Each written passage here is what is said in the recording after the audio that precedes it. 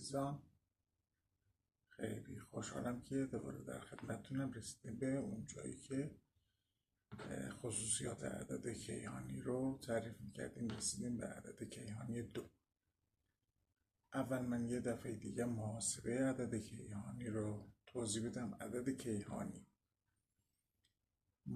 عدد ماه تولد ضرب در عدد روز تولد، مثلا متولد 8 آبانی میشه 8 ضرب در 8 میشه 64.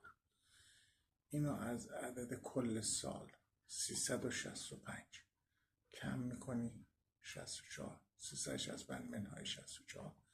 هر عددی که به دست اومد ارقامش با هم جمع میکنی. اینقدر جمع میکنی تا به یک عدد یک رقمی برسه. اگر عدد 9 در اومد که خب خود 9 عدد کیهانی شما است، در غیر این صورت از عدد 9 کمش میکنیم، اون کسر میکنیم. مثلا اگر عدد 3 در اومد بعد ساده کردن از 9 کم میکنیم میشه 6 و این 6 میشه عدد کیهانی شما که من توی یک پلیلیست قرار میدم که راحت بتونید دسترسی داشته باشید به پلیلیست مشخصات اعداد کیهانی که از 1 تا 9 هستن. عدد کیهانی 1 رو تعریف کردیم، میریم عدد کیهانی 2. افراد اعداد کیهانی گروه 2 برخلاف گروه 1 منزوی نبوده و دوست دارن خود را در جمع مطرح کنن. اغلب اونا در دوره نوجوانی در مجامع میدرخشن. معمولا با صحبت‌های خنده‌دار دیگران رو سرگرم کنن. این آدم‌های گرم و خودجوشی هستن. البته 95% اونا این گونه عمل میکنن که همیشه خب استثناءاتی هست و بقیه برخلاف این دسته بود و شخصیت بسیار محتاط و منزوی دارن و بیشتر به گروه 1 شباهت دارن. آینده، ثروت، خوشبختی اینا اولین قدمیه که یک نوجوان یا جوان گروه 2 جهان رو بر اساس اونا میشناسه. اغلب اونا دوست دارن در زندگی بهترین و ثروتمندترین افراد باشن. اونا داره شخصیتی بسیار جالبن و دوست دارن که مورد لطف و توجه دیگران قرار بگیرن و همین دلیل همیشه دنبال کسب ثروت هستن و هیچگاه از این کار خسته و یا مایوس نمیشن. اونا معمولا بیشتر از بقیه تلاش میکنن. آدمای تلاشگری هستن و دسترنج خودشون رو هرچی بیشتر انباشته میکنن. مثل سال موشیا که همیشه دنبال جمع آوری پول هستن، اینا هم گروه 2 کیهانی هم اینطوری هم دنبال جمع کردن ثروت هست. همچنین اونا معمولا دیر ازدواج میکنن، چرا که ترجیح میدن جهت زندگی آیندهشون اول تمام چیزایی که میخوان به دست بیارن، بعدش تشکیل خانواده. این گروه افراد معمولا به خانواده خویش بسیار علاقه‌مند بوده و از زندگی در کنار آنها خصوصا همسرشون بسیار لذت میبرن. البته به علت اون که افراد این گروه بسیار مغرور هستن، هیچگاه نسبت به دیگران و همسرشون ابراز علاقه نمیکنن. متاسفانه یکی از مشکلات در ابراز علاقه معذورن، در صورتی که خیلی هم دوست دارن ولی نمیتونن ابراز کنن، چرا که در درون خودشون دارای غرورن و محتاج محبت هستن. بنابراین فکر نکنین اگه کسی ابراز محبت نکرد کسی رو دوست نداره. بعضی وقتا به خاطر غرور و یا خجالت و یا کمرویی نمیتونن محبت خودشون رو خیلی به دیگران ابراز کنن. یکیش هم این گروه 2 کیهانی هست. شخصیت گروه 2 کیهانی درونگرا هست. هرگز ظاهر و باطنشون یکی نیست و یه رفتار رو نشون نمیده. این گونه افراد با عمل و رفتار خویش دوست داشتن رو به اطرافیان القا میکنن، اما به زبون نمیارن. رفتار اونا به گونه‌ای که هیچ کس باور هم نمیکنه که در پشت این رفتار خشک باطن رفیع و بسیار رام شدنی دارن.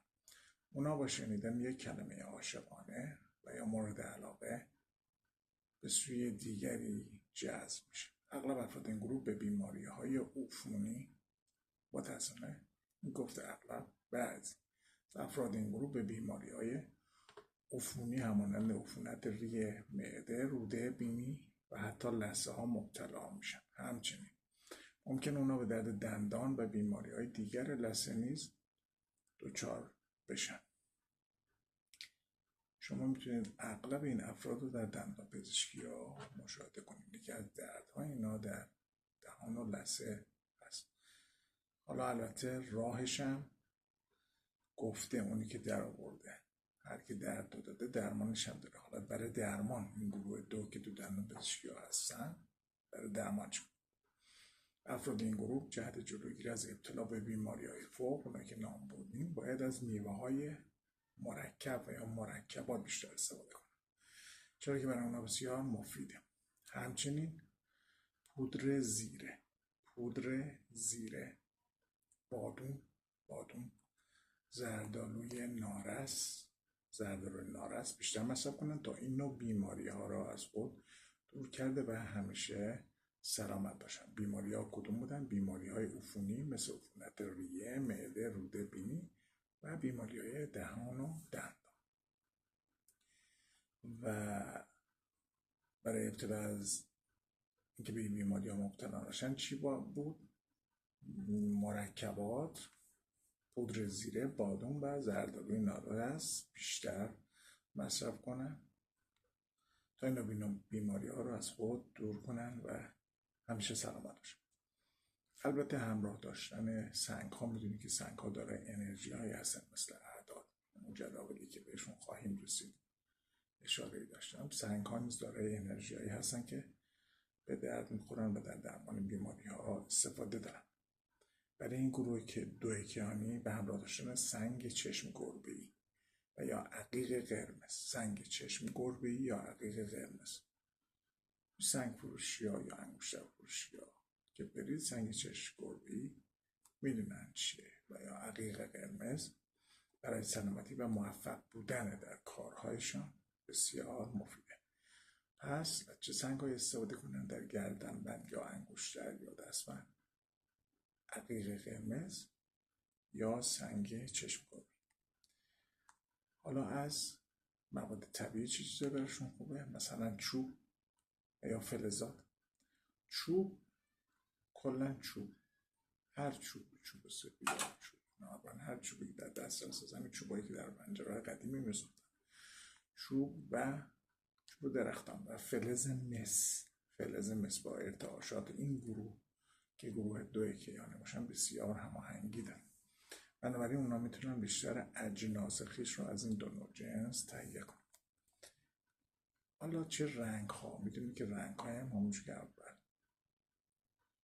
توی فهرستون بود، رنگ ها هم مثل سنگ ها و اسواد و اعداد داره ارتعاشاتی هستن. چه رنگ هایی برای این گروه کیهانی 2 خوبه که با ارتعاشاتشون هماهنگ است؟ ارتعاشات رنگ های قهوه‌ای، سبز، کرمی، شیری. قهوه‌ای، سبز، کرمی و شیری رنگ. و در برخی افراد، در برخی از اونها حتی قرمز هم با بدن افراد این گروه هماهنگ و براشون مفیده و ارتعاشاتشون رو هماهنگ میکنه. به خانم‌های گروه 2 توصیه میشه، به خانم‌های گروه 2 که در هنگام بارداری مخصوصا در 3 ماه آخر از رنگ‌های شیری، کرمی، سبز و قرمز استفاده کنن، چرا که این رنگ‌ها برای جنین اثر خوبی میذارن. پس به خانم‌ها توصیه میشه، خانم‌های گروه 2 کیهانی در 3 ماه آخر بارداری از رنگ‌های شیری، کرمی، سبز و قرمز استفاده کنن، چرا که این رنگ‌ها برای جنینشون اثر خوبی داشته و سلامتی اون رو تضمین میکنه. مردهای این گروه نیز بهتره در هنگام کار از رنگ‌های قهوه‌ای، کرمی و یا شیری استفاده کنن تا همیشه موفق باشن. پس مردهای گروه کیهانی 2 برای اینکه تو کارشون موفق باشن بهتره از لباس‌های به رنگ قهوه‌ای، کرمی و یا شیری استفاده کنن که موفقیت بیشتری رو براشون خواهد داشت. امیدوارم که مطالب براتون مفید باشه. من 9 تا گروه کیهانی رو یکی یکی در ویدیو پشت سر هم هر روز انشالله توضیح میدم. بعد تو پلیلیست میذارم که شما راحت وقتی که تونستید محاسبه کنید گروه کیهانی خودتون رو برید تو پلیلیست کیهانی و حالا گروه خودتون رو ببینید، بخونید، یادداشت بردارید یا حفظ کنید یا بر اساس اون عمل کنید. اگه خوشتون اومده دنبال کنید، سابسکرایب کنید.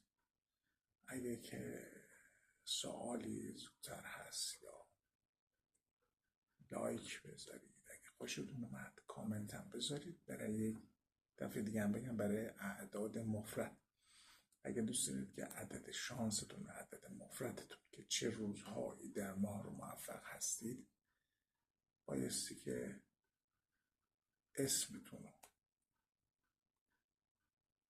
اگه دوست داشتید اعلام کنید که من به لاتین برگردونم و طبق اون جدولی که گفتم مشابه ابجد هست عدد مفردتون رو محاسبه کنم و اعلام کنم. در غیر این صورت که به تدریج به اونم میرسیم و اونم بهتون آموزش میدم. ممنون از همراهیتون. خدا یار و نگهدار.